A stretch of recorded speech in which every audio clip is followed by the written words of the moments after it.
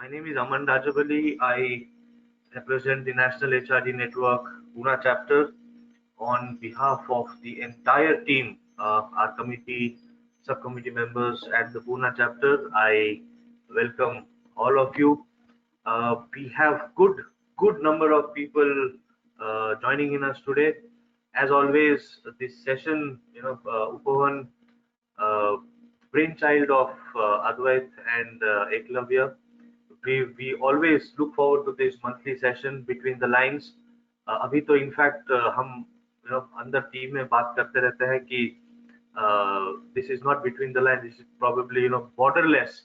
We have people across India joining in, and it is such a pleasure to have Mr. Deepak Iyer, Jennifer Fischer, and we also have one more gentleman, Mr. Madhukar, but he is unable to join in. Our colleague Darpan is ensuring that he gets the technicalities sorted out.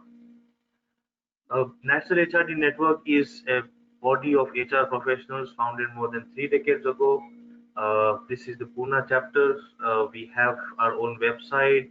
We are on LinkedIn, on Instagram, on Twitter, everywhere. Why I'm saying this is that I'm asking all of you to join in, support us, help us, be connected with us. We have been organizing such and many other programs. We have some very interesting sessions lined up, including an entertainment session coming on the 5th of July. We will be sending on the invitation and intimation to all of you. If you are not on our mailing list, you may please write into us.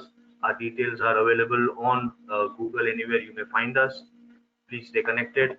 Thank you so much, and I wish you all the very best. Enjoy the session. Thank you. Over to you, Advait. Thank you, Aman, and good evening and good afternoon to everybody. Welcome to Between the Lines session. My name is Advait Kurlekar. Happy to have NHRDN, National HRD Network, as our partner for nearly 2 years now. Just to give a quick background, Upohan is a management consulting company. We are based in Pune, in India, and we've been doing this program called Between the Lines session every month for the last nearly 3 years now, out of which nearly 1.5 years, 2 years, NHRDN has been kind to support us. The format of the program is that every month we pick up a management book, which we believe is a good book to read, a bestseller, and we summarize that book. And many of you know my colleague Eklavya, who will very shortly present the summary of today's book. Every book has insights, every book has learnings, every book has knowledge.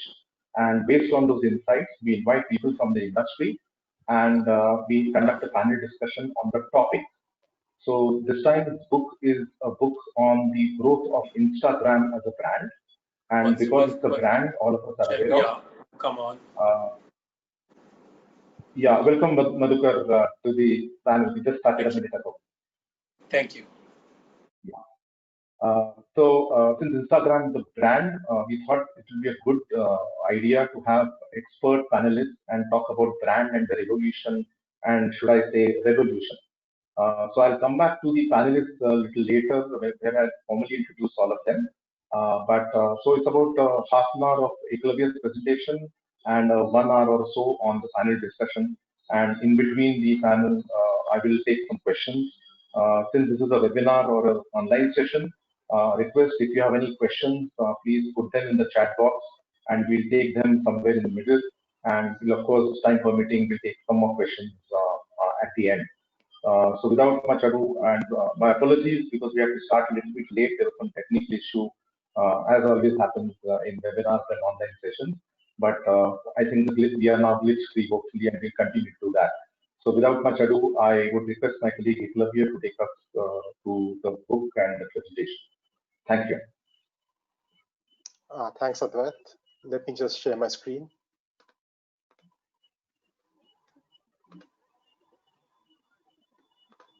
I hope it's visible. Yeah. Great. Before we begin, here's a social media primer for those of you who are like me and cannot really distinguish one social media platform from the other. Personally, for me, it's a bit like following the upcoming American general elections as an outsider. I know for sure that there's probably something good about both the candidates, but I'll be damned if I can lay my finger on it. All I can vouch for is that, like political manifestos, your social media profile also says a lot about who you are not. Okay, with that out of the way, and hopefully all of us are on the same page, moving on to today's topic. 8 years ago, Facebook acquired Instagram for $1 billion, which at the time rightly seemed like an outrageous amount of money for a startup mobile app with 12 employees and not a single penny to show in profits. Now, today, Instagram is estimated to be worth over $100 billion. Bloomberg News reporter and first-time author Sarah Frier decided to write a book to find an answer to a question that had been nagging her since the time the deal went down. Why did Mark Zuckerberg want to buy Instagram in the first place? Personally, my guess is he probably didn't know that he can download it from the App Store free of charge. But what really led him to decide that he needed to acquire this company as soon as possible, and not just buy it, mind you, but also commit to keeping it independent? The only answer that she received to this question was a terse email from Zuckerberg, which read, "It's simple, it was a great service, and we wanted to help it grow." So that's all we are likely to hear from the horse's mouth. Sarah had to rely on numerous conversations and discreet interviews with the Instagram founders, employees, and Facebook employees to narrate the story of a company within a company. This book, frankly, it's the culmination of her attempt to chronicle the meteoric growth of Instagram with, fortunately, no filters applied. Now, we all might lament that our obsession with social media is nearing psychotic proportions nowadays, but the irony is that we choose the same platforms even to vent out our ostensible ire. We are no longer just sharing or broadcasting our lives online, we are actually living an Insta life in pursuit of that elusive reward of digital validation. Instagram has become an all-pervasive tool of social relevance for a substantial population that is in fact striving for recognition through likes, through comments, and followers. One might even say that Instagram is like a mirror on ourselves and allows us to contribute our own experiences to the understanding of this world, to how we view it. And if you really break it down, then at its very core, it satiates our voyeuristic desires of peeping into someone else's life and how they experience it through their own phone cameras. As we continue to forge deeper and more meaningful relationships with our mobile phone, this book offers us the rare chance to reflect on how we got here and what it means. Instagram was probably one of the first apps to fully exploit our relationships with our phones, and it ushered in a world where we view every single thing through a camera lens now. To appreciate the scale of Instagram and the rise of Instagram celebrity or influencer culture, as it's popularly known, consider this, that there are millions of people and brands who have more Instagram followers than the New York Times has subscribers. That has got to count for something. And marketing through these people, who are basically running personal media companies, is now a multi-billion-dollar industry in itself.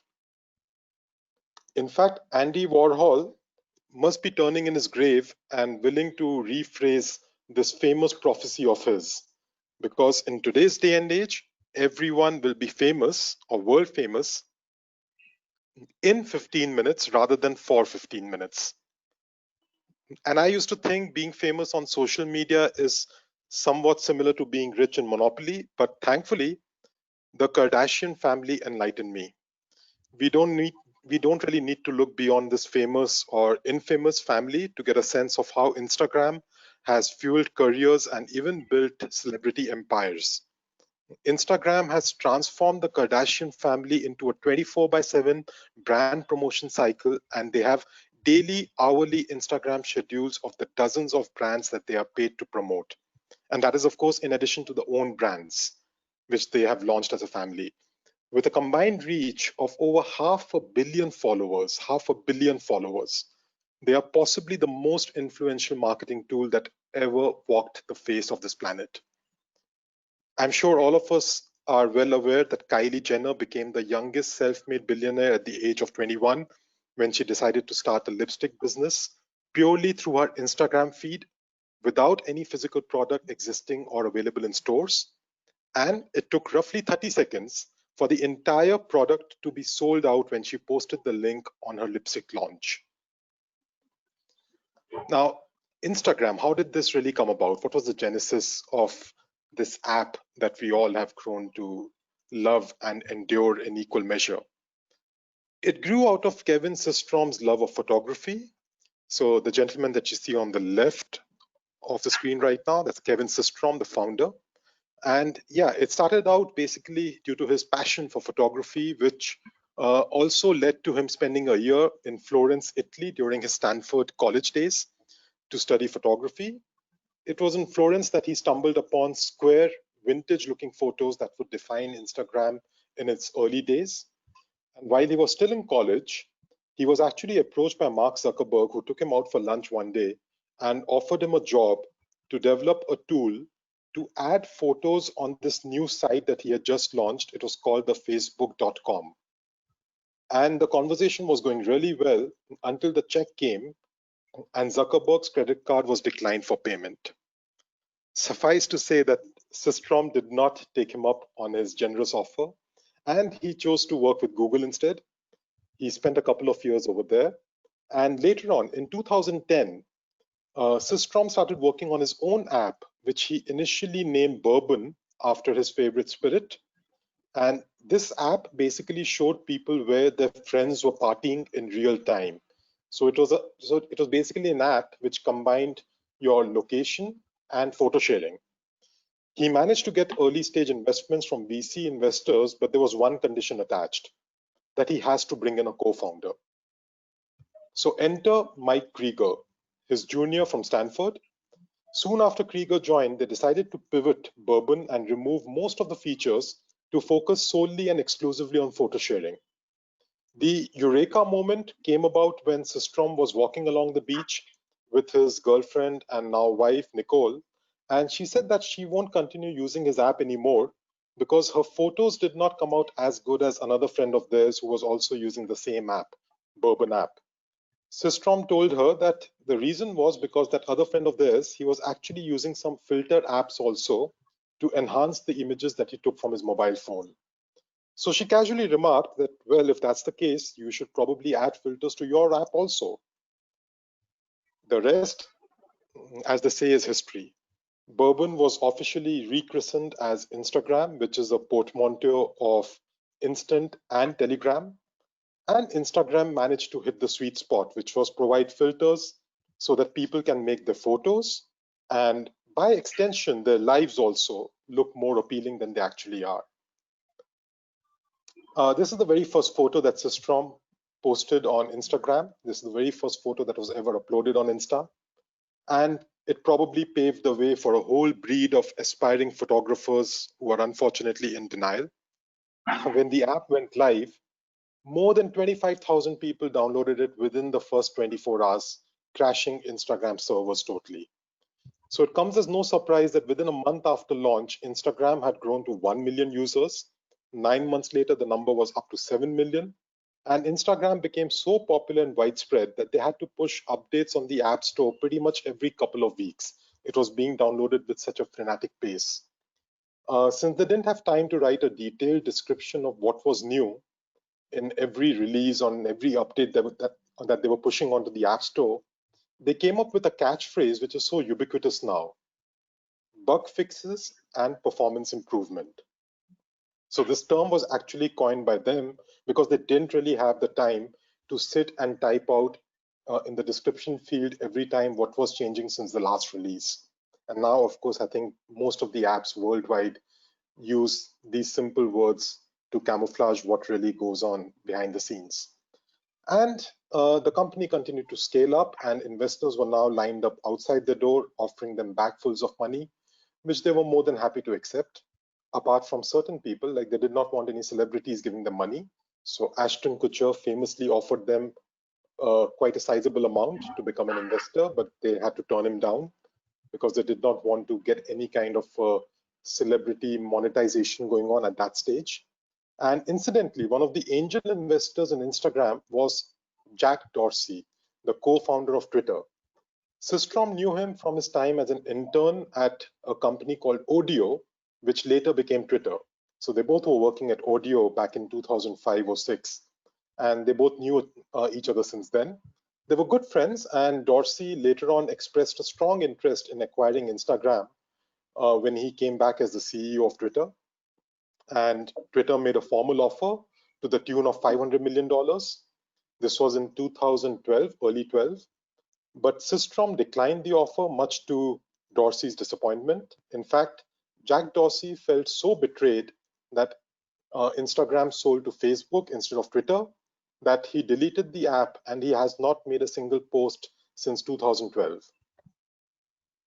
In the meantime, large and small brands alike realized that they could not afford to be missing in action from Instagram.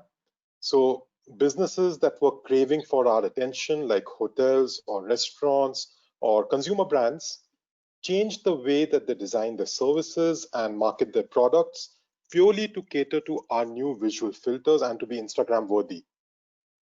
In fact, if I recollect, she writes about how she interviewed these university students in London who explained her that a higher Instagram follower count means you're more likely to be selected for a leadership role on campus. Or how young girls in Los Angeles who were not yet of legal drinking age were being invited regularly by club promoters to attend exclusive parties or product launches or some kind of events within the club simply because of the considerable clout on Instagram. Once they put a photo that they were there, you know that the place is gram worthy. And the next big bang came in the form of endorsements by celebrities, not the monetary sort, but simply by celebrities coming on and using the app very frequently. One of the first guys to do that was Justin Bieber. So that time he was probably 16 or 17 years old and at the peak of his popularity. When Justin Bieber joined Instagram, young girls obviously across the world followed suit. He was bringing in something like 50 followers a minute. And Bieber naturally decided to monetize the opportunity. He called up Systrom and insisted that he should be allowed to either invest or be paid for the content that he's uploading, failing which he will stop using Instagram. Systrom politely declined, and Bieber actually followed through on his threat and quit the platform. But then his girlfriend at that time, Selena Gomez, she loved to use Instagram, and their relationship was obviously the talk of the town. Needless to say, Bieber was soon back on the app within a couple of weeks and overloaded Instagram's infrastructure to such an extent that the company had to devote half a server solely to his account's activity. That is how big this whole celebrity endorsement resulted in terms of Instagram taking that big leap. So in terms of what were the key ingredients that Instagram managed to perfect while they were still in the early formative years, and we are still talking about maybe the first 1 year or so.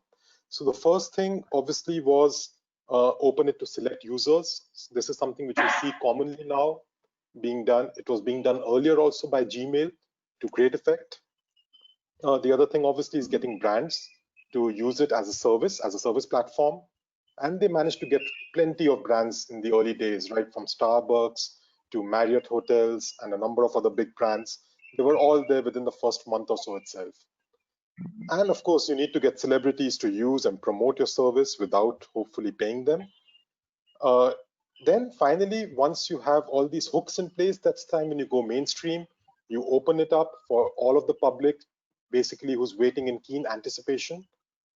And post that, you really don't have to do much apart from sort of sit back and ensure that you continue providing the same experience that you were providing initially, because now the network effect really starts to kick in. But mind you, again, like all other iconic brands' origin stories, a strong product was the backbone actually of the soaring success which Instagram enjoyed. Because if you think about it, Instagram probably managed to give people that rare gift of expression and also escapism. Okay, cut to 2012. Facebook enters the scene with $1 billion and a promise that Instagram would be allowed to remain independent. Now, to answer the initial question of why did Zuckerberg shell out such an obscene amount of money to acquire Insta, the answer that is being theorized by Sarah Frier is that Zuckerberg was extremely paranoid and continues to be extremely paranoid of competing with Instagram. So he preferred to buy it out instead. Rather than compete with them out in the marketplace, he felt it was much better for his survival and for his own company's growth that they get into bed with them and keep them closer than anybody else. So that is one of the theories. And again, she goes on to substantiate it. And she really delves deep into the psyche of both Zuckerberg and Kevin Systrom to show that how when there is an intersection of capitalism and ego, when there is an intersection or there is a sort of a melting pot of genius and ego, then the decisions that come out are not really favorable for anybody, including the public. So the relationship between Zuckerberg and the founders was always a bit tense. Firstly, because their own aesthetic sensibilities did not overlap much. Instagram defied Facebook in certain ways, which helped it remain true to its initial philosophy of being a venue for different perspectives and creativity and curiosity. So they shied away from using Facebook's spammy tactics like sending out excessive notifications or emails saying that people you might know, or adding tools like hyperlinks in a post, or resharing someone else's post the way you can do on Facebook or Twitter. They totally eschewed all of these Facebook tactics, all of these Twitter tactics, because they wanted to stay true to their own, what Systrom likes to call his pristine philosophy. It went to the extent that one of the first clashes, ego clashes, was when Systrom decided that he did not appreciate the posters which were placed in the Facebook office. So when they moved to Facebook offices, he did not appreciate the fact that there were posters lined up on the walls, which basically sent out a message that getting things done is better than getting them perfect. Now, this was totally against his own philosophy, against his ethos. So that was one of the first decisions that he took, which did not go down well with Zuckerberg. And again, you can imagine the kind of egos that you're dealing with over here and the repercussions and implications of such subtle tactics. So the power struggle between Zuckerberg and Systrom came to a head after Instagram reached the magical mark of 1 billion monthly users in mid-2018. That's why everything breaks at a billion. Zuckerberg decided that, okay, now Insta has grown too good for comfort. He started to prioritize Facebook over Instagram. And first and foremost, he deleted a feature that automatically linked Facebook users to their friends' Instagram pages. This immediately led to some kind of a decline in terms of the Instagram traction. Then he also prevented the company from hiring more staff. And he took a number of other decisions like resource allocation, not giving them enough funds, basically squeezing them dry, and also certain other more survival or existential threats, which primarily comprised of not giving them the kind of moderation resources that Facebook enjoyed. Without moderation resources available, without there being considerable oversight, Instagram would not be able to avoid objectionable content coming up on their platform with alarming frequency. So that was the last straw for the founders. And finally, they parted ways. They unfriended from Facebook in late 2018. To this date, the official party line remains that they differed over the direction of the product and were stepping down to return to their creative roots and once again reignite their curiosity. They haven't really done that, frankly, in the last couple of years because they've been pretty much incommunicado. They've gone into an incognito mode, and they just recently resurfaced again during the coronavirus lockdown period in US when they came out with a website for real-time tracking of COVID cases in the country. So it remains to be seen what steps they take next. But what is true as of now is that one man controls a global network of 2.5 billion users on Facebook, Instagram, and WhatsApp. And as far as Instagram is concerned, it's clear that there are going to be now internal struggles for supremacy. Advertising on Instagram is likely to increase considerably as Sarah says that according to her calculation, Zuckerberg is now in the mode of seeking a return on his investment. And while Instagram fortunately wasn't really tainted by Facebook scandals post 2016, it is obviously facing more moderation issues than earlier, and there are growing concerns over privacy in Instagram as well.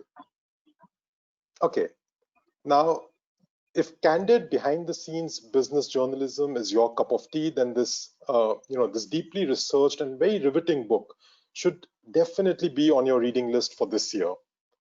We have all subconsciously played a role in increasing Instagram's formidable and at times terrifying reach that has changed society, it has changed culture, it has influenced business, it has changed the broad contours of how we define fame today, and it has absolutely, certainly, drastically, and perhaps irreparably changed the way in which we communicate. So we kind of owe it to ourselves to be a part of this conversation. If Instagram is creating and also reflecting our values to a certain extent, we should know a little more about the mindset and motivations of the men who have created the app. And that is the compelling narrative that has been stitched together beautifully on this book. So that's it from my side. I'm Eklavya Malhotra, and I hope you enjoyed the book summary. Over to Advait now for the main part of today's session. Thank you so much, everyone. Thank you, Eklavya. I know last couple of weeks how difficult it has been to sort of go through the book again and again and summarize it and sort of, in this last 30 minutes or so. And especially for someone who neither has an Insta account nor a Facebook account. So for somebody who doesn't have both, it's a very fantastic task that you've done. Thank you again. And, we were not supposed to reveal it. Okay. Well, I've done that now. So coming to the business side of things, it's my honor and privilege to formally introduce our esteemed panelists for the day. First and foremost, please join me in welcoming Madhukar Kamath. People in the advertising fraternity really don't need any formal introduction of Madhukar, but still he's been at the helm of Mudra and now Mudra Group for the last 25 years or so. Now, of course, retired, and like he told me when I called him for this, I pulled him out of retirement in terms of what he does, but that's, of course, I'm sure he's joking about it. So he's Chairman Emeritus at Mudra. He's also the chairman in his new avatar. Technically, he started a startup, now no longer a startup, but a successful company called Multiplier Brand Solutions, of which he's a chairman. He's also chairman of ABC, the Audit Bureau Association in India, and he serves on the board of Plan India and Radio City, which of course is a very leading FM player in India. Close to his retirement, I think he got awarded a Lifetime Achievement Award by Advertising Agency Association of India. And as I said, he's a veteran and a guru as far as advertising and communication industry in India in particular, but globally as well. So thank you, Madhukar, for, in your own words, coming out of retirement and spending an hour with us here today. Thank you, Advait. Gurus normally go to the hills, but you pulled me out here, so that's okay. Okay. Yeah. Joining me from Dubai is Jennifer Fischer. She is currently the Chief Innovation Officer at TBWA RAAD. TBWA also is part of the Omnicom group, like ADP. TBWA RAAD is a network agency that sort of controls operations for TBWA in the MENA region, which is Middle East and North Africa region, with over 1,000 kind of employees. Prior to joining TBWA, she's worked in fine dining, beauty, mobile, and of course advertising industry. I believe she was an auxiliary and has worked on the branding and branding evolution, and I would say revolution, for global brands like Google, Apple, IKEA, Starbucks, Coca-Cola, Volkswagen, and of course local brands like the Executive Council, Dubai Tourism, and Expo 2020. She is an avid reader, literally a book a week. I don't know whether this book was part of your 52 so far, Jennifer, but not yet. But now you know what the book is, and I'm sure you'll pick it up. And thanks again for sparing your time on your weekend, which is a Friday evening there in Dubai. And we look forward to your views. Thank you very much for inviting me to join Between the Line. I'm very happy to be here. Yes, likewise. And last but not the least, we have Deepak Iyer, who's currently the president of Mondelez India Foods Limited, which popularly is everybody knows as Cadbury's India, now of course the new name. Deepak is an old friend of mine. We go back to our business school when we were classmates together. And I'm not going to go there, Deepak, when we ask questions to you about our school days. But since then, Deepak has served on over 17 years in PepsiCo in India, South Asia, Africa, and of course, I think Lebanon also, right, Deepak? Yeah, okay, so Lebanon, and then of course he was the CEO and Managing Director at Wrigley's, a brief stint in Bharti Ekta, and now of course last couple of years in Mondelez. So welcome Deepak, welcome all of you for this discussion. Thank you. And pleasure. Yeah, and look forward.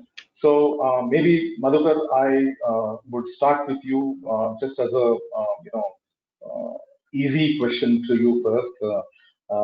In all your long years, do you have any brand that I would say you admire the most, and what could be the reasons for that? Frankly speaking, if you ask me, it's not a question of admiring brands over my career, but as an individual, are there any brands I admire? And there are two types of brands. One brand is definitely a physical one, which is amongst all, I turn around and say Apple is one of my favorite brands, and I admire it the way they built it. I also admire Indigo for the way they built the brand. I'm not discussing the company, but I'm talking of the way the brand's been built. So these are two quick answers. But before that, Advait, I just want to acknowledge that Eklavya did a very good job. And I've come to the conclusion, and particularly after your introduction of Jennifer, that I'll outsource my reading either to Jennifer or Eklavya and keep getting the knowledge very quickly. Happy to be of service, Madhukar. Thank you.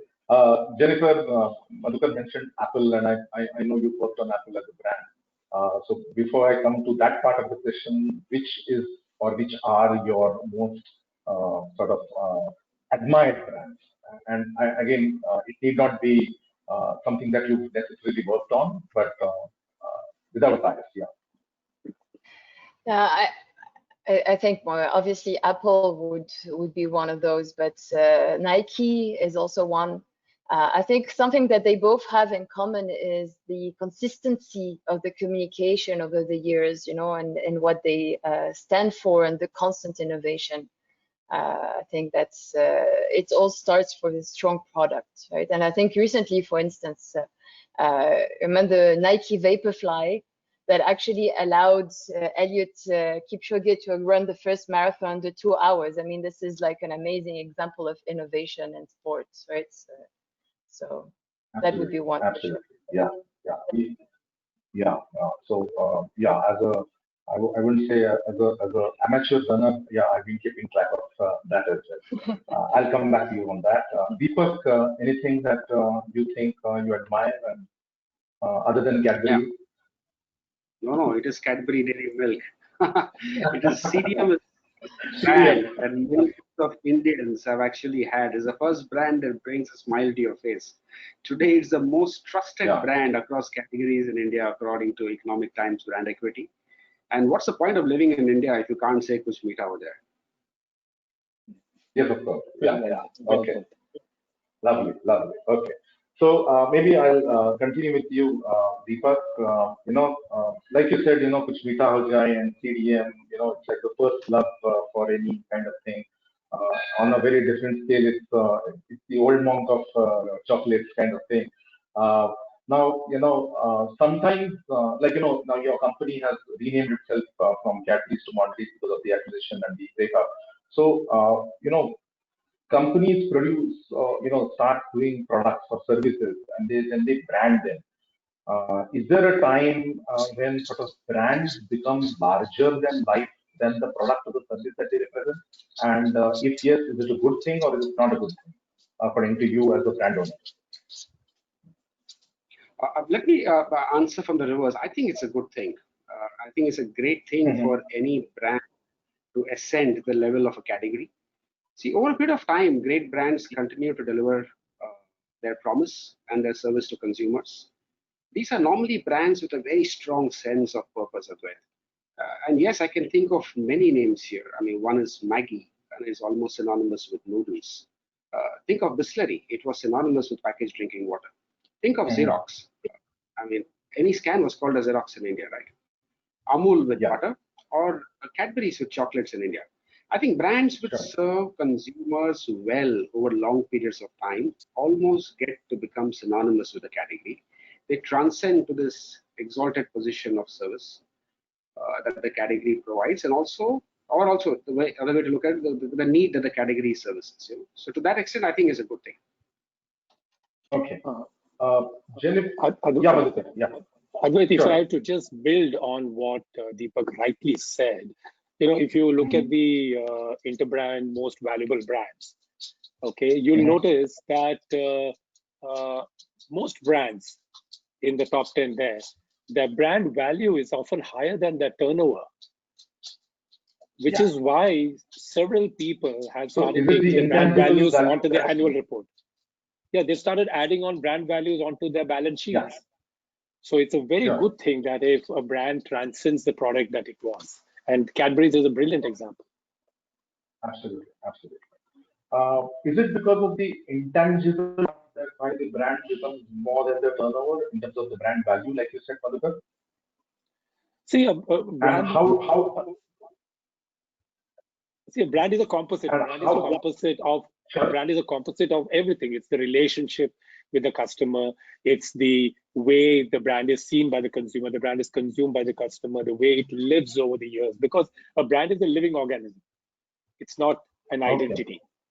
So this brand has grown over the years, and so the brand values of Nike, Coke, and everybody else, Apple and everybody else, I wouldn't say it's got intangible. These are tangible. They can be measured. They can be valued. So a brand becomes definitely bigger and more valuable than what it started out as. Definitely, it's a good thing. Sure. Okay.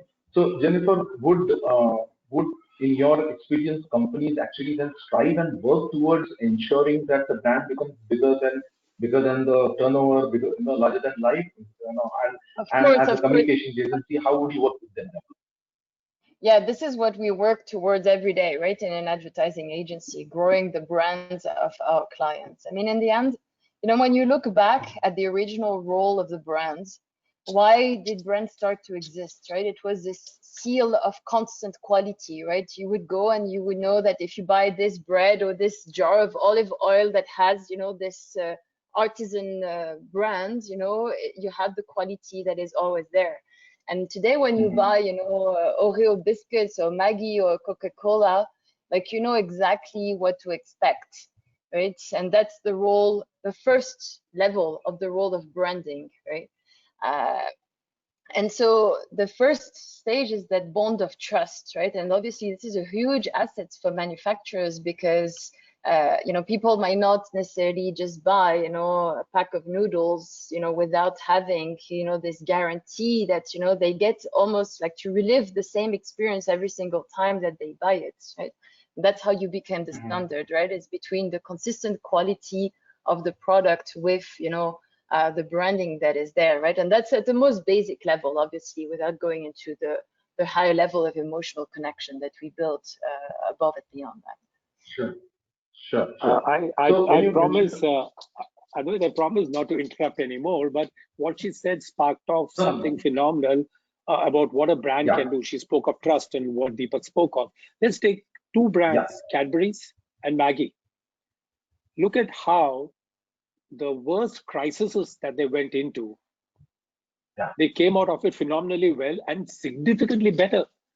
I mean, I'm sure people can talk about the value that the brand had, the trust that the brand had, that enabled them to survive. Any other company would have gone under, either Cadbury's at that time or Nestle a few years ago. But look at what a brand was able to do. I mean, we can't leave Deepak without touching on the Cadbury issue, so I'll come to that. Yeah, I mean, like all of you said, quality and trust are the two kind of basic kind of tenets, because obviously brand value grows. Jennifer, coming back to you again, is it easier for brands to gain trust of their customers if it's a product versus a service brand, or is service more difficult, in terms of gaining trust and increasing their brand value? Have you seen any kind of difference there? Gaining trust is never easy, but for sure, as a product, you need to get it right the first time, and then, people just get to enjoy it. As a service, you have a human element that is much stronger, right? So creating the culture and being able to replicate the quality over and over is harder and required a different kind of effort.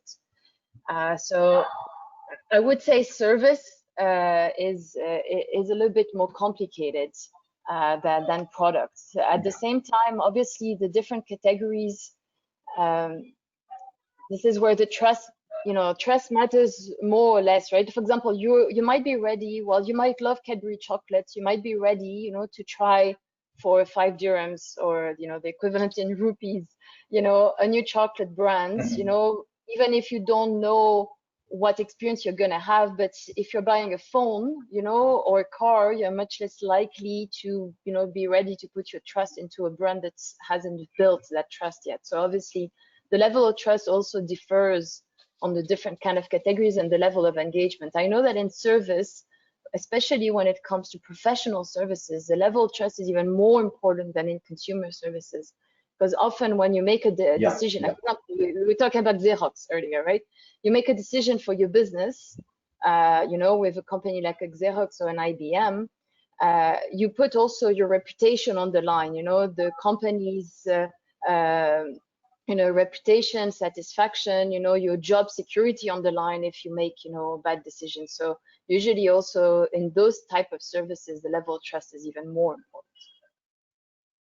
Sure. Actually, the third dimension, you talked product and service, there's something called an organization. Yeah. So now I used to sell insurance. Your product didn't matter, your service didn't matter. It is the name of the company. Correct? Okay. Because end of the day, I'm buying a product from either Bharti AXA or ICICI or HDFC, and what do these banks and institutions mean for you, right? So it's possibly a bigger consideration than the name or the product or the service. Yes, but then is that a question where, when it comes to product, Deepak, then there is a brand, but when it comes to service, more often than not, it's the corporate or the company brand, like you mentioned. Like you gave, and then let's come back to what Madhukar raised in terms of experience of Cadbury in those trying times when there was serious issue. So there are three aspects to that. One is it a question of brand is more associated to a product, and a service, when it comes to that, it is the company takes the bulk of the kind of ownership as far as the brand and the trust is concerned. Second, Jennifer mentioned about 5 dirhams or whatever. So is it a issue in terms of the unit price of the product, in terms of building trust or building kind of a quick relationship with your customers? Does that help? These two questions, and then we'll come back to the Cadbury issue later. Yeah, so Advait, I couldn't hear you very well, but what I think I heard you say is that is it a question? Is the outlay in terms of the price that a consumer is paying, is that a consideration for building the product trust? Is that what I say? Yeah, is it easier to build trust with the unit price is lesser? And that kind of Sorry, can you speak a little closer to the mic? Yeah. Is it easier to build trust if the unit price is slightly lesser than if you're selling a high value product? That's one. And second part was in terms of when you talk of service, is it when you say brand, does it go to the company name rather than, and when you're talking about product, you can actually associate a brand name with a product rather than the company. Okay, so maybe it's a bit of both, Advait. That is contextual depending on different categories. But the one thing is, as a consumer, irrespective of whether you're paying 1 rupee, $1, or $1 million to buy something, it's your money. the consumer will always look for trust in everything that she or he buys. I mean, we can't say that I'm selling a 1 rupee candy and hence, I will get away by giving suboptimal quality, for example, right? So to me, I think it's a brand, and brand is built on trust. And I think trust doesn't care too much about, what's the price, because every penny of the consumer is very, very precious to her or him. So that's the first part of the question. Sure. The second part of the question is whether, it goes to the company vis-a-vis products. Contextual advice. So I think if I go back to the controversy that we had, I think the simple way we came out of it is we said, okay, we're not going to figure out who made the mistake and point fingers. We know there's a challenge, and we need to solve the challenge end to end. We will not point fingers, and we will go one step even further to ensure that even in the unlikely event it can happen again, we future-proof it so well it never happens. I mean, those are the simple principles we followed many years ago when we had this challenge, and I think those principles remain same even today. Yeah. Absolutely. Absolutely. If I may advocate to respond to that, like a brand that is in the service category and that has built really well that sense of trust when they enter a market, especially at the beginning, is Deliveroo. So Deliveroo, for instance, when they entered the Middle East, and they would promise a delivery time in 20 minutes or in 30 minutes, right? And if they were 5 minutes late, you would get like 30% of your order money back, without asking anything. They would send you an apology message. They would call you also, and that was the case, every single time you ordered for the first 3 months, until you really felt like they were, extremely, extremely reliable. Then, once the habits and the image of trust has been established, it became more business as usual, because of course it's not, viable, but still, you knew that the reliability factor is a defining element of the brand. Absolutely, absolutely. Madhukar, there's this discussion on trust, there's this discussion of reliability, and if I remember right, one of the ways Cadbury's, for example, used was endorsement. I think Amitabh Bachchan came out in those ads at that point in time saying that Cadbury is safe and there's no issue, and it was a kind of thing. So coming to the larger topic in terms of endorsements, and I think Eklavya's presentation also had something in terms of the influencers and the endorsement. So does that go a long way in improving or increasing the trust factor or the reliability factor of the brand when a brand uses social media or even a celebrity, whether it's a film star or a sports star or that kind of thing? Okay, Advait, let me separate out the two because you asked me about brands, trust, and then you said about endorsement. Now, if you're implying that are endorsements essential for a brand to build trust, no. Okay. They're not essential because brands can be built even without celebrities, very clearly. There's no debate about that at all.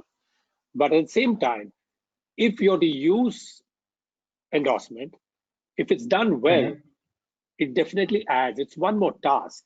It's like if you're talking of an individual as a brand, you turn around and say, I'm somebody's son. Then you use that. Or I came in from this school when you're building a personal branding, or I'm working in this company. So you use that example very well. You might be a great guy, but if you say that you're a great guy working in Cadbury's, people might smile at you more than if you say you're a great guy working elsewhere. So use that as an endorsement. Endorsement actually adds on only if used well. And in Cadbury's, I know of that story. I mean, Bharat Puri, I related it, and Piyush Pandey have related it many times, that he had to go in, they took him and they made him check the product. They did everything else. And once they did it, everything was wonderful. So it fitted exceedingly well. Yeah. Okay. And speaking with you, Malhotra, does it help in a particular kind of products or brand, this endorsement sort of thing, to help the brand gain more trust, or it is no. It's I would believe that it's a creative task, whether it's for a Rolls-Royce engine or Mercedes-Benz or something that goes for 2 rupees. It's how you use that endorser. Why are you using an endorser? How you use him or her. That's the way you go Okay. about it. Okay. Okay. Jennifer, You know, you were saying something? Add a couple of points here. Were you saying something, Jennifer? You want to go ahead first? Go ahead. No, go ahead, Deepak. I'll go after. Yeah. First, go ahead. After you. All right. I think celebrities first are what we call accelerators, right? There's lots of ways that we can accelerate a brand, right? Whether it's a sponsorship, partnerships with other brands, it's not the, the answer to all of this. I would disagree that there aren't categories where celebrities and influencers don't have a bigger impact. I think across all categories, to Madhukar's point, with Rolls-Royce, a celebrity can help build the image. But I think there's some categories, like, for example, I've seen this in the beauty business, right? One influencer posts a product and you actually immediately see a spike in sales, right? So there's some categories where you see this impact a lot more, right? In beauty and fashion, for instance.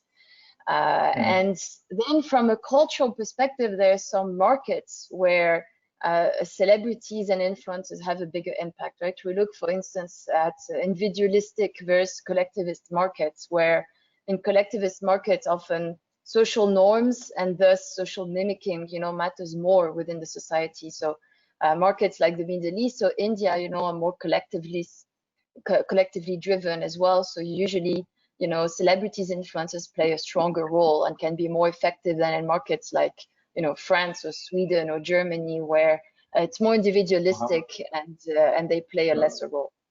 Good point. So culture plays a big role in this, when you're saying individualistic, but this kind of thing. Okay, I'll come back to that. Deepak, you're saying something, yeah. Yeah, so I was just saying, typically celebrities, just 2-3 random points on this one. One is celebrities break clutter for your advertising. So it also makes you stand out, there's the roles that they do.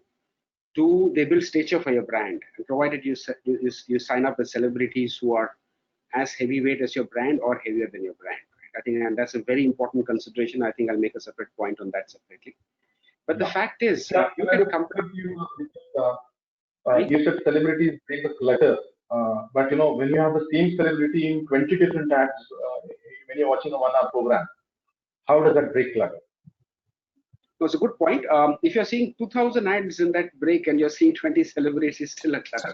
So I don't think every ad has a celebrity. So it sort of relatively breaks the clutter. And the celebrities emote very well. I think many of them who are used to acting actually put out some outstanding advertisements out there, right? So yes, there is.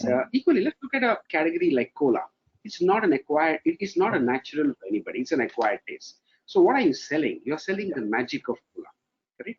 So how do you sell the magic of cola?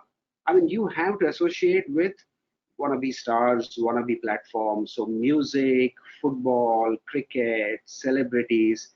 I mean, that's how you bring the magic of cola out, right? Look at the stars that Pepsi has had, for example, in the country, or any cola major for that matter of fact. I think it works in that context as well, right? But the only thing to remember, and that's the point I was saying, who are you associating with? So very often we would try to take this route of placing insurance-like bets that here is a new upcoming star, and I genuinely feel she or he will be a great bet for us. I think, and to quote Don King, the controversial boxing promoter of the yesteryears, and when one of the companies was asking him a question saying, do you think it really is worth paying so many dollars for a star? He made a very nice statement. He said, remember, after the fight, do you want to find a guy on the mat or do you want him standing? Right? And that is what you pay for. Correct? I think it's a wonderful way to bring this principle alive, Sure. Okay. I'll come back to that point. I can't resist but mention that let's take two very valuable brands, Apple and Nike. One uses celebrities, one doesn't use celebrities. So this is an example to prove that you can, if you get it right, you have to get it right. It's not very easy. There's no formula. You can do that. Two fantastic brands. Absolutely. That's a brilliant point. Yeah, I mean, exactly. Okay. Jennifer, we talked about brands when we talk of products, and normally it is FMCG or consumer products. But here's a question in terms of B2B, and you've worked with, some of the clients are in the B2B space, or the brands are able to say B2C with a foundation. The Expo 2020 is not exactly a B2C brand. So how does branding work when you're looking at this kind of very different kind of company or a product or a service or a concept? Well, in the B2B category, the first thing is usually trust as well, right? So it's, you start from the same point, you have different channels, you have different type of messages, but in the end, branding is ensuring the belief of your audience in the company, finding, the meaning, what's meaningful to them and what's meaningful to you, and being able to kind of build the brand on where this matches. And that's very similar in the B2B space. Obviously, you look at different channels, more direct marketing, sometimes even one-on-one, discussing directly. If you're targeting CEOs of a company, you're not even looking at, mass kind of audiences. That being said, B2B brands, to build the trust, usually also builds a really strong mass awareness branding. So not just on one-on-one. Like, for example, IBM is a really good example of that, where they have a global image. They've built, Watson. They created like, Jeopardy with Watson, and lots of, much more mass and approachable kind of experiences and activation and frame ideas to create talkability and to build the image beyond, a C-level executive, even though this is their audience. Because, also people, at first were students, and, they rose through the ranks, and then they become a C-level executive. But if they know your brand from, forever in their life, they're much more likely to feel the trust right away. Absolutely, absolutely. Madhukar, coming back to you, Jennifer did mention about B2B, but I just want to approach a topic on B2B2C. And if you look at, she mentioned IBM, but I'll take an example of Intel Inside kind of campaign. Now, it was a campaign and a branding addressed to consumers, but actually it was something that you can't really see. What are your views on this kind of branding and these kind of campaigns? Can it work? It did work, of course, for Intel, but is that the norm? And because I really don't recall any other company trying to do that. Simple. It's brilliantly done. It's very good. Intel had to bring to light what it is, what sort of a company it is, and what it was doing. And that tiny little sticker of Intel Inside was excellent. They did a very, very good job. Now, remember age-old days about nylon, terine, all these were brands that were there. What went into it also mattered. Like even aloe vera, in beauty products also they have keratin and things like that. So various people use, they are also brands which are used.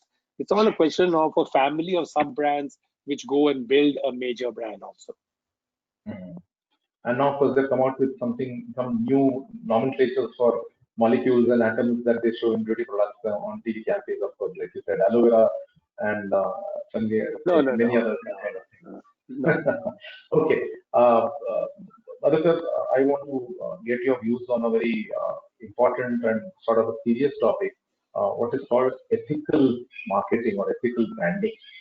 What are your views on that? And there's always, people play on, it's like there's a thin line and there's a rough line, and people don't know when do they cross that line. What's your definition of what is ethical, what is not so ethical kind of branding or advertising? And what's your view on that? Okay, first of all, I don't think you can mix the two, because I don't know what is ethical branding, because it's building a brand. That's building a brand. Unless you're true to, unless you have a great relationship with the customer, unless there is trust, there's no brand built. So that's I don't know how you can't beat somebody over the head and say buy my brand, whatever like that. So that doesn't happen. So branding is separate, whereas ethical marketing, I can understand. If you talk about that, definitely you don't cross the line. That it's bound. That's See, otherwise your brand will suffer. It's very, very clear. I mean, if a good brand is when being marketed, if you don't stick to the line of, I won't call it just, I mean, there's no such thing as an ethical line, but there are do's and don'ts. Sure. The issues of governance, the issues of belief, things that will not diminish the trust that a consumer has in your brand. Unless you turn around and say you do a disservice to the brand if you lie about the brand, if you do not speak the truth about it. So that, I mean, I'm certainly for drawing a line as far as ethical marketing is concerned, but there's no such thing as ethical branding. At least if something's read, I'm not read about it. Sure. Any specific examples, Madhukar, you can think of where perhaps the ethical marketing, like you said, didn't go right, or the brand took a position or communication was which actually hurt the brand, and either the campaign had to sort of get recalled, or the product got became unsuccessful. Anything that you recall? Yeah, normally you don't talk ill of the dead. There are several brands that would have died. Don't want to draw this thing, but then there are issues. There are issues which are issues. I mean, if you remember, I think was it what's that phone service which said history will be geography and everything else, Iridium or whatever like that. And there was too much of overpromise and overkill and things like that. So I wouldn't do that. I mean. Okay. So maybe I can give an example. Sorry, there you go again, Jennifer. After you. So, if I may comment a little bit on ethical marketing, and when we talk about ethical marketing, essentially we talk about three things, right? Is it morally correct, to market whatever it is that we're marketing? Does it do no harm, right, to people, to animals, to the environment? And that is where, in the way that it's produced, in the way that it's consumed, right? And then, like, a step further beyond doing no harm is like, does it contribute, right, to society, to public good, in a positive way somehow? And I don't think you can be a global brand and be 100% on this, because today the complexity of globalization, of sourcing, of manufacturing, of trading, political corruption, all of this makes it really hard to make truly ethical mass products, while trying to make a product, also a mass product that's available, widely accessible in terms of pricing. It is very, very complex. So today you see like smaller labels, right? Local products, farmers markets type of businesses that are probably fully ethical brands and marketing, but whenever you go and scale, there are always some compromises that have to be made. And I think that is whether it is like just the shipping, that's already, you're going further from where it's being produced. It's not entirely sustainable, right? So it's that's kind of the pull and push, and I think trying to be as much as possible on the positive side here is probably where all businesses are trying to be. But I'm not directly referring to anything as blood diamonds, as they were called then. But there's this famous example of Zara versus Patagonia, where Zara changed the entire fashion cycle from twice a year. Tom's methods, Eklavya, these are all like ethical brand, but even these have had scandals around, some of the sourcing or some of the manufacturing and so on, despite, being social enterprises first. True, but that Zara versus Patagonia, where Patagonia put up this ad saying that don't buy this jacket kind of thing, and then they touted it as ethical marketing or ethical branding, because too many clothes and don't need so many jackets kind of thing. So how does that work, or how long can you stay with this kind of positioning? Yeah, that is specific though to anti-consumerism. So this is a brand that's telling you not to consume. Obviously, this is a bit challenging, right? Because brands are built on growth today, and many have, stakeholders that expect growth. So that is certainly one of the big challenges that we're going to have next few years. And with COVID-19, there's a lot of debates today, right, about how much we should consume and not, and how we need to rethink, the way that we actually spend, our dollars. Yeah, Deepak, back to you. Now So that just a small point. Yeah. One more mood issue has been marketing to kids, So, and that's been something that's been raging around as whether it's ethical, yes, no. And building on what Madhukar said, let's leave, there's no concept called ethical, unethical branding. Yeah, let's go to marketing, whether stay in that domain. So, see, as a company, let me give an example of Mondelez. We were one of the first signatories to this pledge of not advertising to kids below 12 years. See, it's a pledge, mind you. I don't think there's any regulation around it, right? So you will never find us advertising on the kids channel. We'll never be selling in schools. We'll never advertise in school events. This is purely because we believe, as a signatory to the pledge, that the kids below 12 years are yet developing their prowess on judgment. So it's unfair to advertise, right? And hence we do all our branding. None of this, including, let's say, Bonvita, you will never find it, though Bonvita is clinically proven to be good for kids, you will never find us advertising Bonvita on kids' channel. And that's a philosophy. Now, what is ethical about this? What is non-ethical? For Bonvita, you can argue that this is a product that's actually good for the kids, right? So, and hence, what's the harm in putting it up there? So, I mean, this is a debate that keeps that this is a mood debate. It keeps raging. So, I think everybody takes a position on this. But I think a nice way for marketeers to think about this is, I think, a very nice phrase that Deepak Parekh just recently said. In a very different context of what building HDFC, he said, the softest pillow is a clear conscience. So if you feel that this is right, and I genuinely believe in this, and you can sleep well, right? I mean, be my guest. And if you feel, I know this is not a pillow that I'm used to sleeping, then you have a different point of view. So Brilliant. Yeah. Madhukar, we've been talking of brand and how they grow and the trust and the reliability part. But I'm sure there comes a time when companies, brand owners, and along with communication groups like yourself, their partners, decide to sort of kill the brand, if I can use that word. How does that process happen? I mean, for example, there are multiple examples where companies have taken over in an M&A situation and just kill the brand and put their own brand. We know a story of Flipkart where it's still alive, kicking, and you don't see any, other than business knowledge, there's no evidence that a large company has taken over that the brand. Or you have Insta or you have WhatsApp, where slowly there is a small tagline which says Insta by Facebook or WhatsApp by Facebook.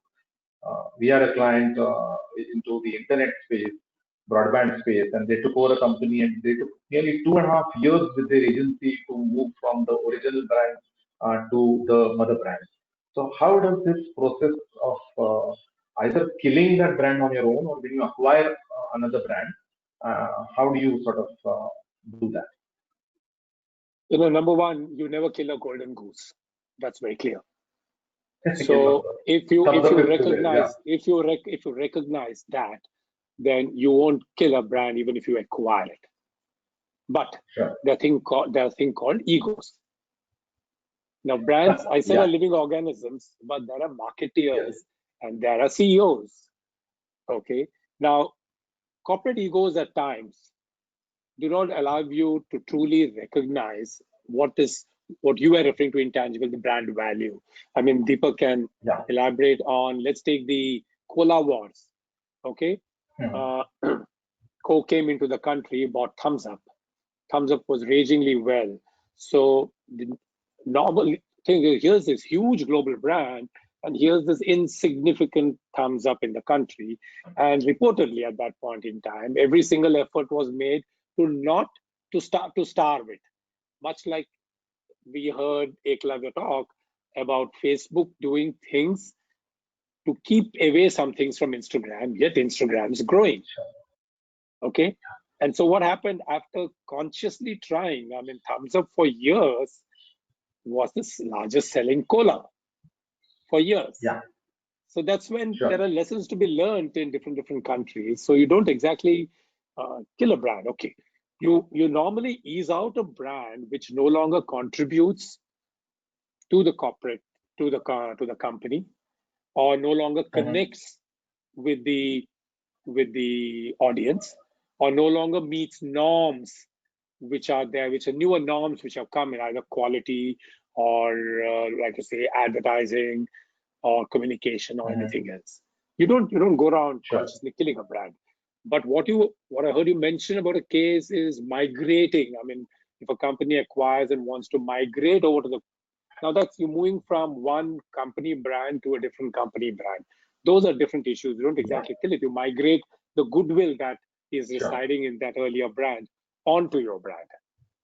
So if Facebook is trying to say Insta by Facebook, I guess Facebook wants to bolster up its brand by using the trust that is there in Instagram. Absolutely. Deepak, can you give something? There's a sub question to that. Being a global company, how do you sort of, while acquisitions would happen, and how do you ensure that you take care of local sensitivities, local cultures, while maintaining the global kind of context of the brand? It's a good subject, and I think the rules are very clear, Advait. I think so. Number one, any brand needs to have a brand architecture. You need to have a brand playbook. The brand architecture tells you what it stands for, and you need to understand that as a local marketeer. It gives you a playbook which says what you can do, what you cannot do. After that, how you manifest an idea is something that's completely for a local marketeer to do. So, for example, let's say Cadbury Dairy Milk is right now espousing generosity, right? So the way you see a UK commercial, it's a small girl trading her toys with a shopkeeper to buy a CDM bar for her mom on her birthday. Whereas in India, it's a brother who sacrifices his CDM for his younger sibling's joy, or the smile that he can see on his brother's face, right? Now, both are great creatives. In a different context, the manifestation could be very different. Now, or for example, let's take one of the previous campaigns of Hope called Open Happiness. So if you saw the way they manifested this, in India it was all around that jingle, I forget the jingle that was there.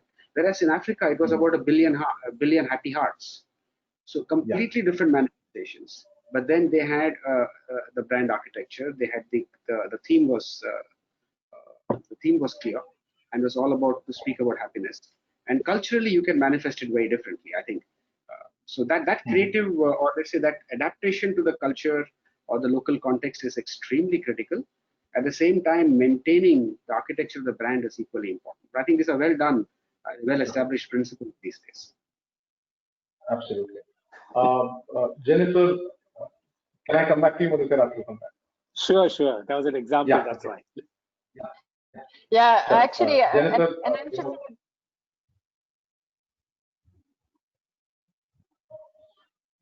an interesting example was Apple had a brand called Newton Computers. I don't know if you remember that. It was an early version of a tablet computer, right? And actually, to contradict one example that contradicts a bit Madhukar's point is that it had actually a pretty big cult following, and it had a significant financial contribution to the brand. But in terms of image, it was starting to be perceived as being a bit stuck in time, right? There was newer, sleeker technology, so this brand was, not helping the Apple aura, so they killed the brand, even though it was at the time financially lucrative.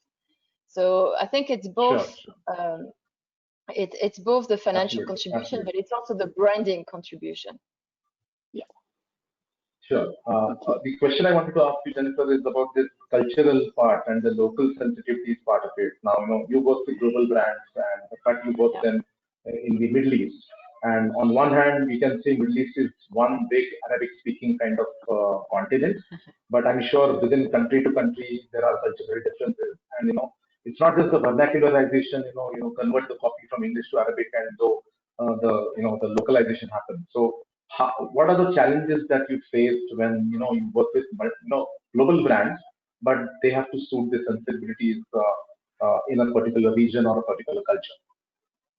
Well, you know, not all global brands have to. I think there are two schools of thoughts and two types of brands, right? So let's say you have global brands like Apple or Evian or Burberry, where it's essentially the school of a one brand everywhere, and the local adaptation is mostly avoiding local taboos, right? It's just like ensuring that you're not offending anyone, right? So for instance, for Apple, we removed dogs in ads in the Middle East because it's not well perceived in Islam. But on the other hand, then you have, and this is mostly brands that are premium or aspirational, right? Because they're selling one image to everyone.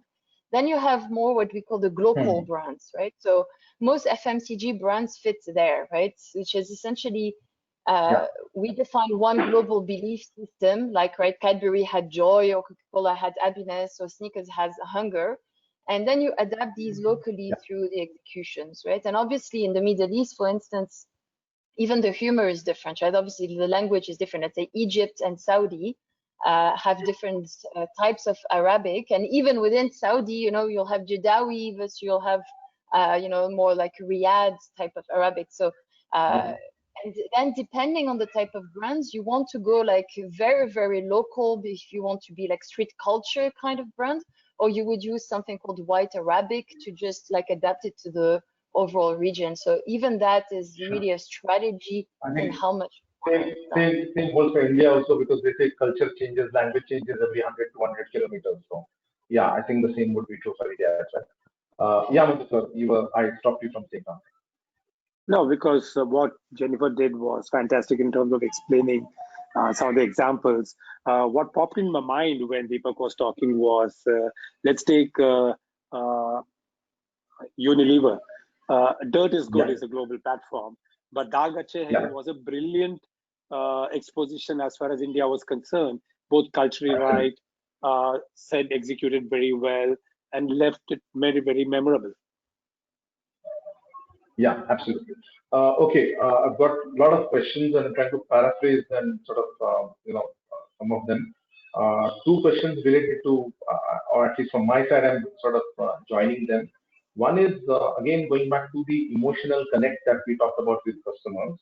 So again, is it different from, say, premium B2B brands versus a B2C brand? Is there a difference of emotional connect? Vikas Joshi has asked that question.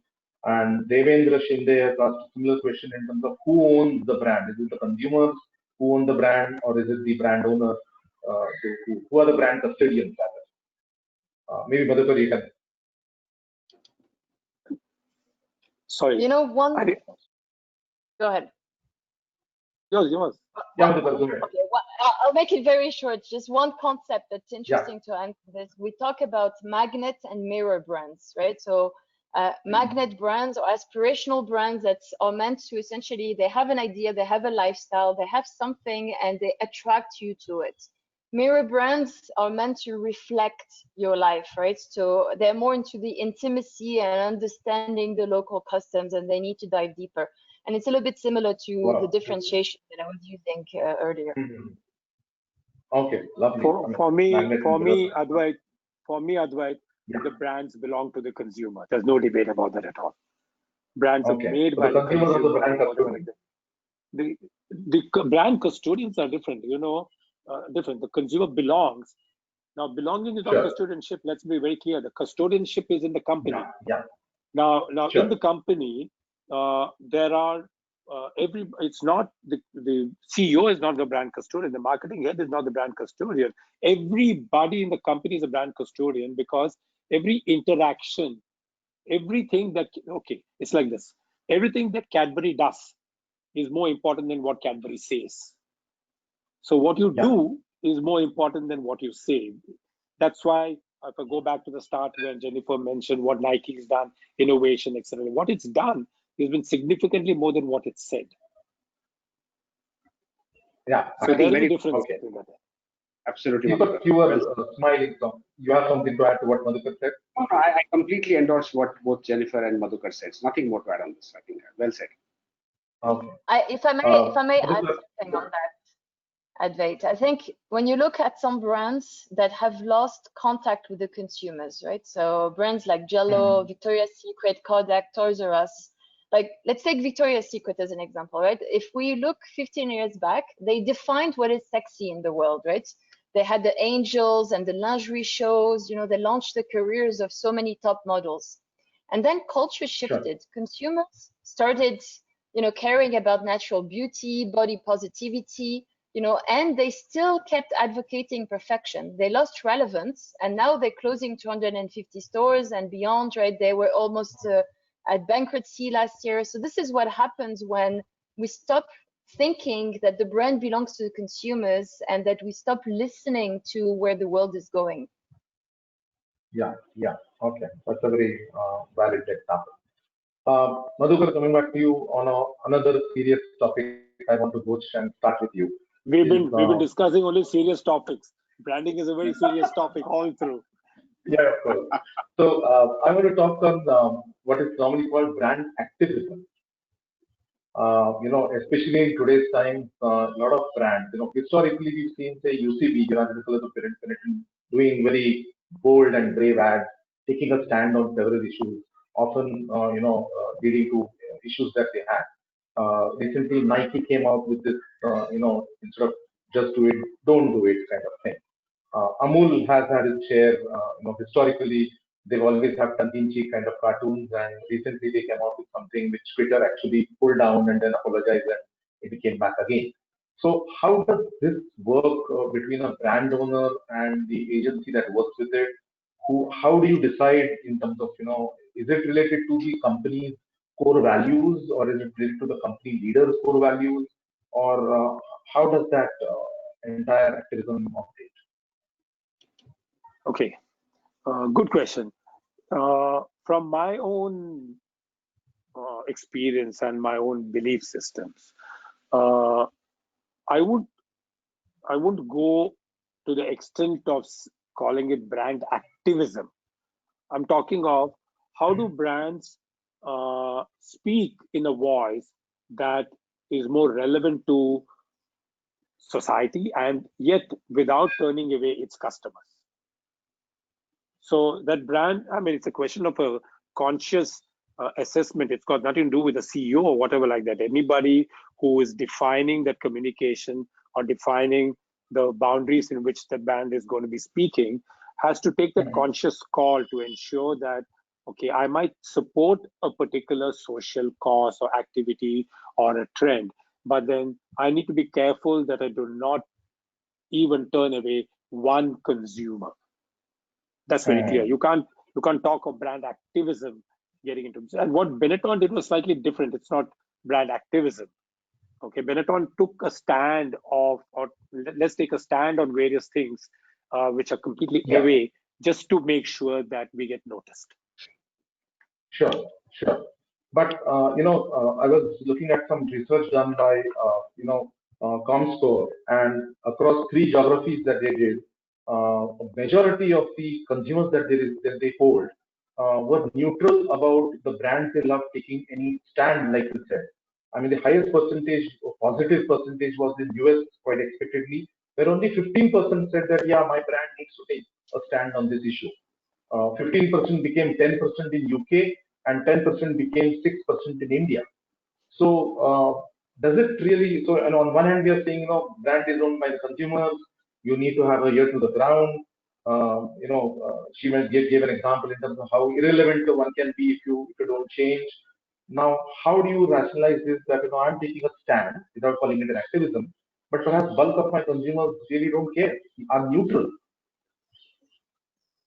Deepak, Deepak, you want to go ahead? Okay, so let me start with where you started, Amul, right? Let's take the example of Amul. Yeah. Here is what Mr. R.S. Sondi, who heads Amul, said just earlier this week, right? He made a very nice statement. I think it's a brilliant statement. He said the Amul butter girl has and will comment on the mood of the nation, something like that. And he said she doesn't fear or favor anyone, right? And hence, there's nothing wrong in this, Abhay. This is a concept called movement marketing. It has been advocated by Amul so brilliantly over decades, correct? Yeah. And if you are consistent with the position you take like Amul, the position they are taking is that I will reflect the mood of the nation. That is the position, right?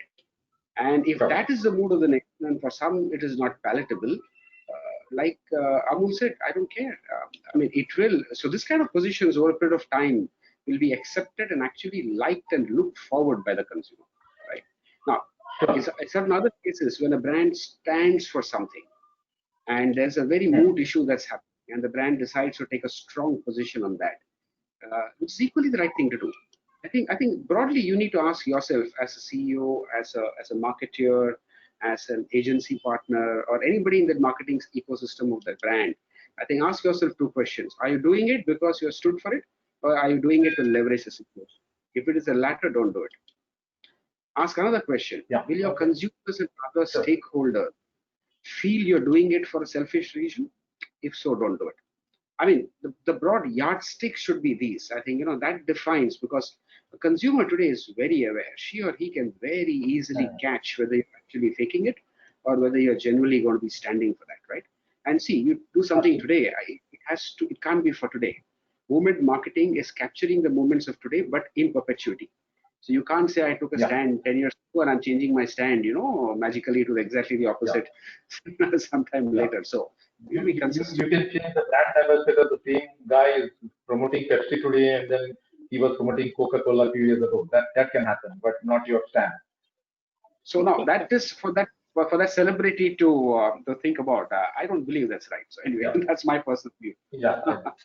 Sure. Jennifer, this is about moment marketing, taking a stand. But Amul, of course, is an Indian brand, largely an Indian brand. Of course, it's exported, but the brand is Indian. Now, what happens when a global brand kind of takes a stand? And when you are selling, in this case, if you take a stand, which is mood of the nation, but you're also selling the same brand to the other nation. How do you manage this dichotomy? Or such brands keep away from being active or taking a stand? Look, I would say two things to that, and then maybe just one before. I would challenge the fact that moments marketing is brand activism, right? And that Amul, to Deepak's point, I think is really moments marketing. They talk about, after you sent it, I researched, right? They talk about having no bias. And I think that is exactly the opposite of activism, right? Activism is taking a stand. They are kind of, going with a cartoon that's, as he was saying, like captures, something that is happening. And it's more strategy based on fame and word of mouth and maybe a bit of scandal, right? It's like a Virgin kind of, a Richard Branson kind of strategy.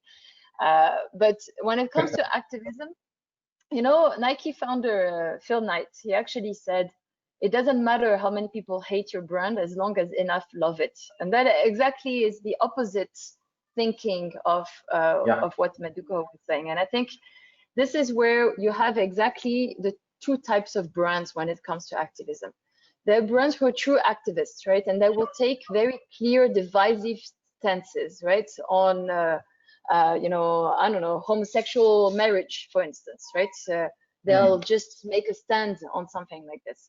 And usually here, the company's belief system is clearly defined, it's consistent, and there's usually a clear leader that is supporting that, right? A lot of, Silicon Valley companies, for instance, have this type of leadership that defines, these kind of very strong stance. Then most companies, and especially global brands, right? Global brands and corporations have to stay neutral. They have to not create alienation.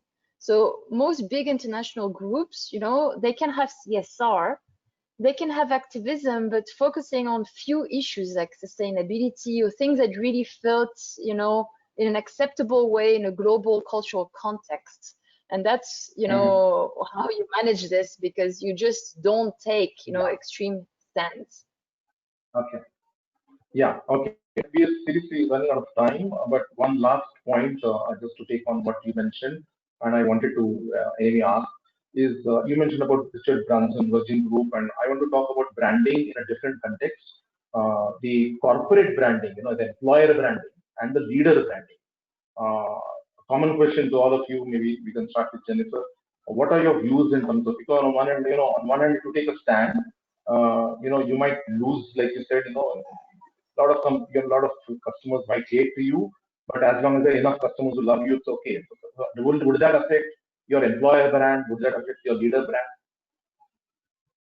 Yeah, obviously, brands that depend on leadership branding, it's a case of love it or hate it, right? So that's definitely what it is. But when you look at first generation businesses, a lot of them are built on a strong leader with powerful branding. Like Chanel had Coco Chanel, and Ford had obviously Henry Ford, even Apple had Steve Jobs, and even if you go back further, Campbell's Soup, also is the name of the owner, right? So the leaders. Would you say the same about Tesla? Yeah, and of course Tesla, right? But the leaders help,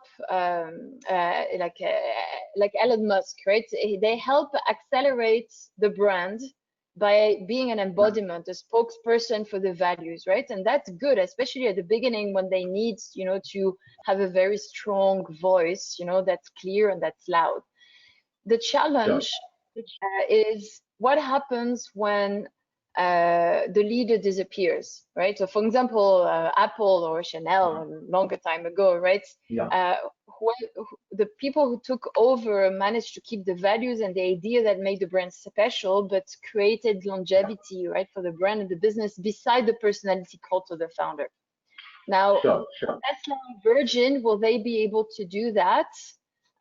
When it happens, that's still up for debate, because these are brands that don't have at all a culture of advertising, of brand building, very little besides the founder, right? It's a lot built around the founders. True. Fair enough. Thanks. Great. Deepak, any views on this? Employer brand, leader brand?